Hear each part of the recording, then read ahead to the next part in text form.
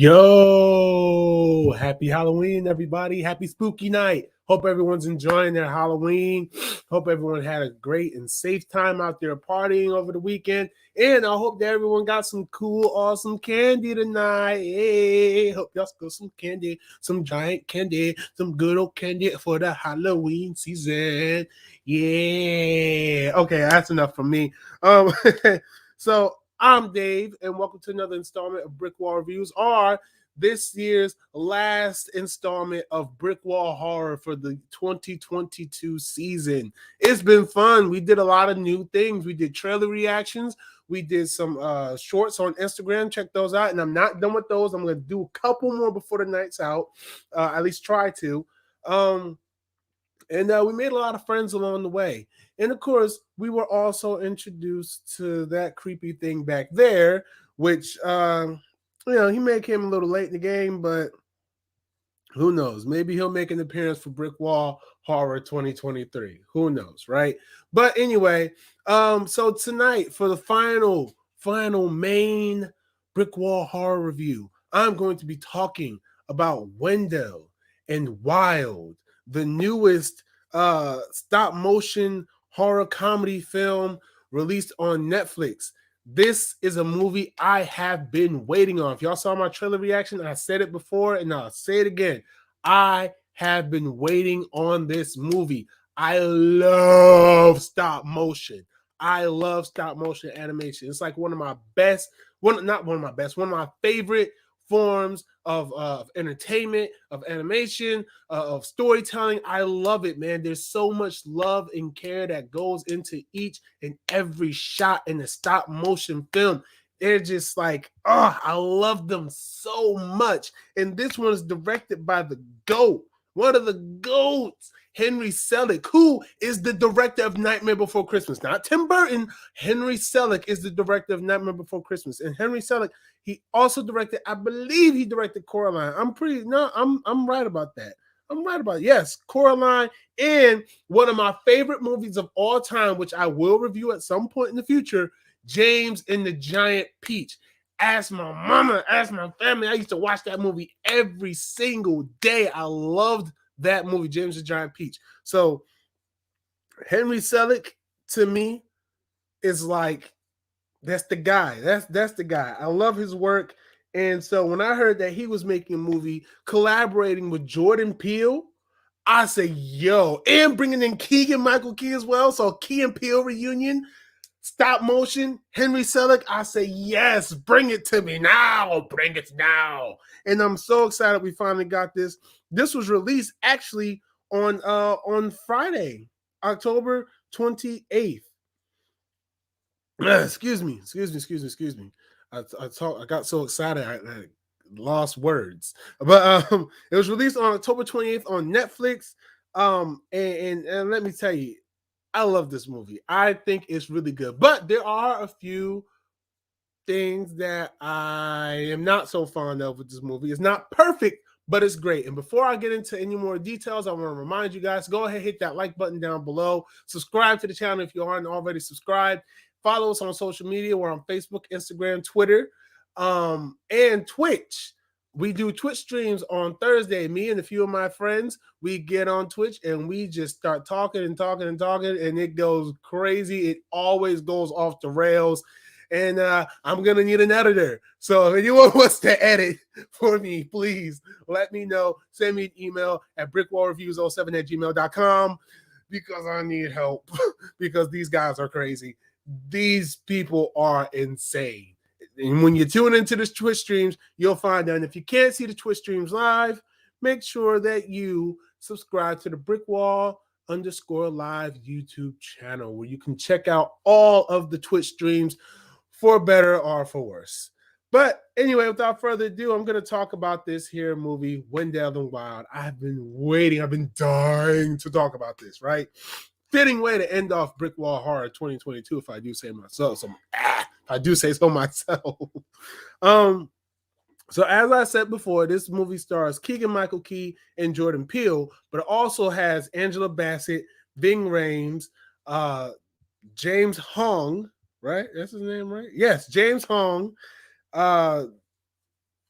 and Lyric, excuse me, and Lyric Ross, who plays the main character of Cat.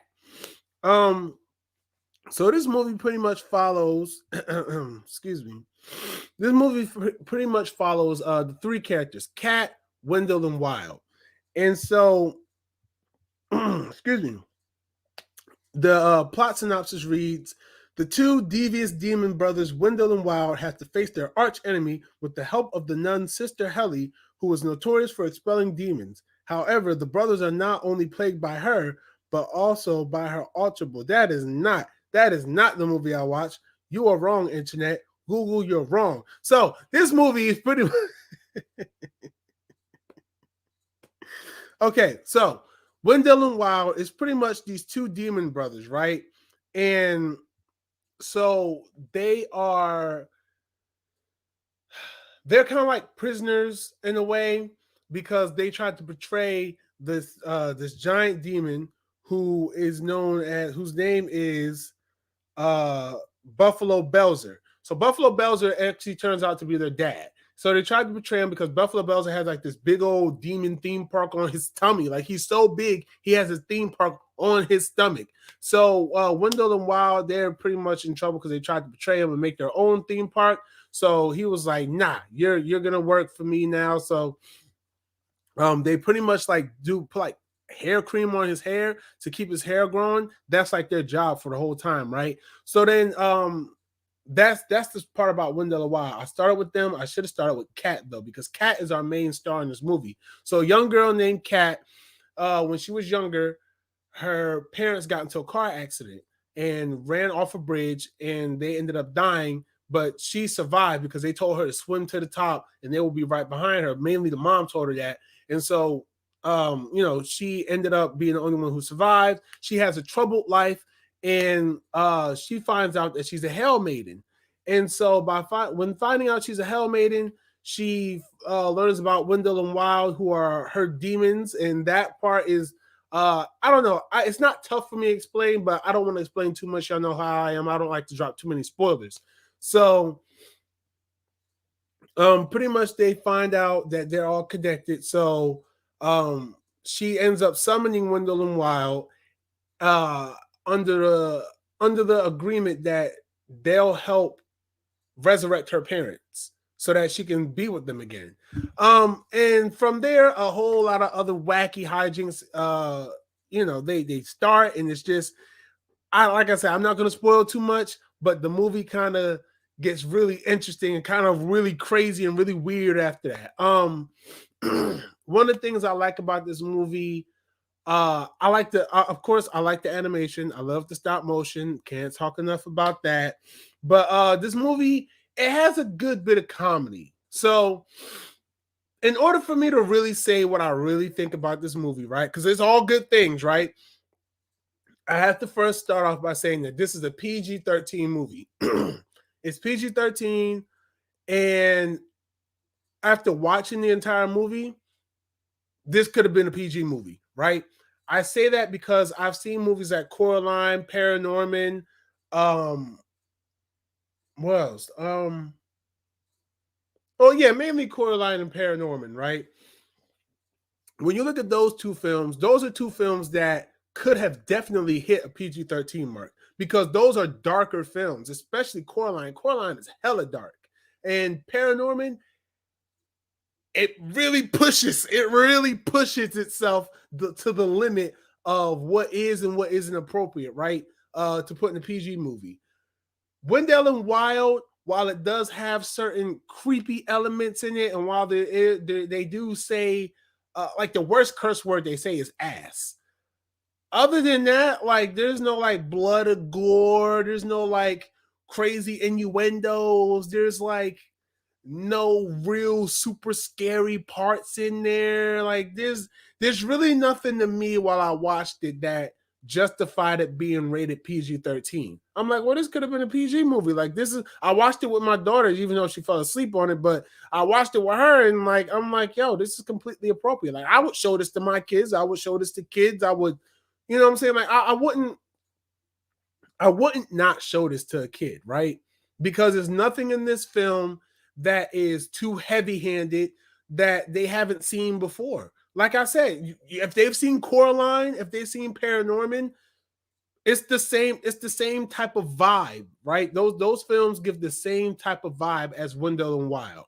So for those of y'all wondering out there, like, oh, it says it's PG-13, that means it's not for kids. What kind of inappropriate things in there? Like, if anything, Wendell and Wild, the hair cream that I mentioned earlier that helps Balzar's hair grow. I don't know, I probably just said his name wrong, but that helped their father's hair grow.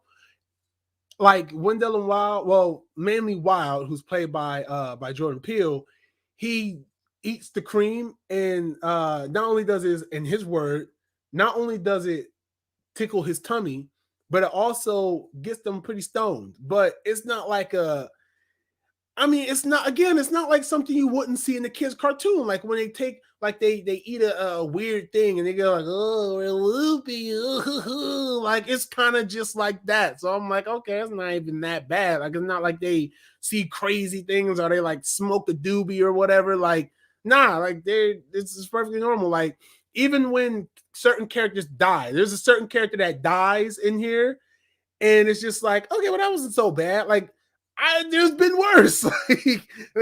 like Coraline literally had the concept of having your eyes replaced by buttons. Like, that's really not. That's PG-13. Like, what happens in Wendell and Wild? Like, nothing really crosses that line to where it's just like, okay, no, that's a little grown. Like, no, not in my opinion, at least. Again, but to each their own, maybe. I mean, MPAA, I mean, I guess they saw enough in there to rate it PG-13, but honestly, this ain't even that bad. Like, I didn't feel like this was exclusively an adult film. I felt like this was a film for everybody, which is animations for everybody anyway. So, I mean, I don't know. I didn't see anything to it. But anyway, outside of that, another thing that I did like about this film, I love the characters of Wendell and Wild. I thought they were fun. They were goofy. They weren't too over the top, but they weren't too subdued. Like, you kind of got what you bargained for. I like that. I like the representation in this movie. Kat is a black girl. Angela Bassett's in here. She plays the Nun. She's a black woman, of course. You have James Hong, who plays an Asian man. You have there's a transgender kid in this movie. Let me see if I can find the name, because I forgot what the kid's name was. Hold on. Y'all know me. I don't always be prepared, because Raul. Yeah, Raul is a trans boy. So for those of y'all who don't know, that is a girl who turned to a boy. That's not like not the other way around. Just for those of you who don't know. Hold on. All right, I'm having some technical difficulties. Let me get 30 seconds on the clock. Hold on.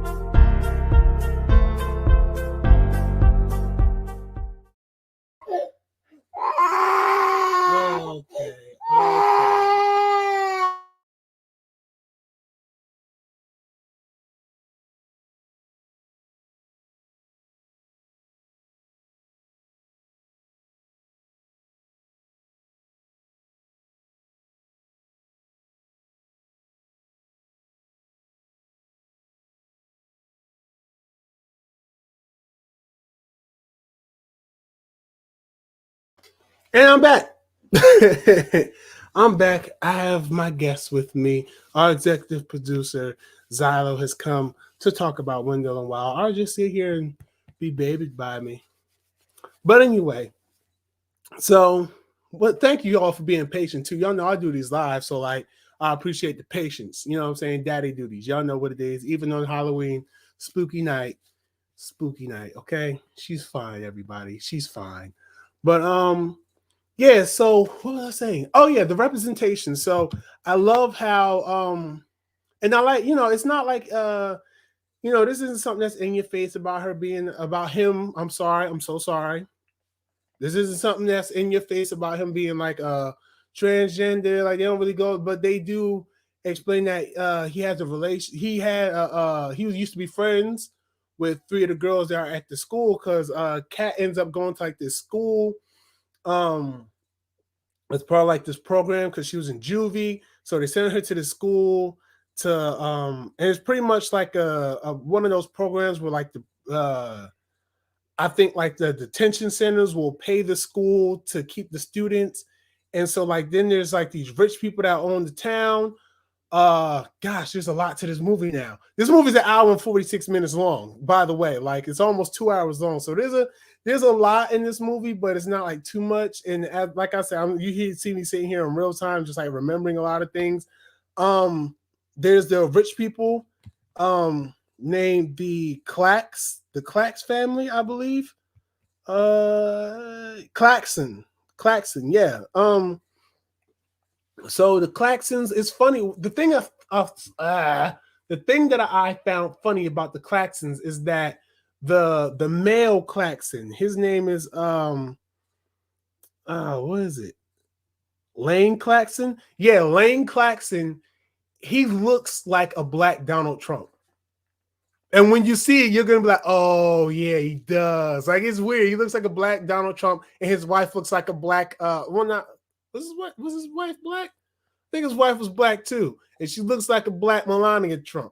They look like the Trumps, and they kind of act like them a little bit too. It's kind of funny, but they kind of run the town.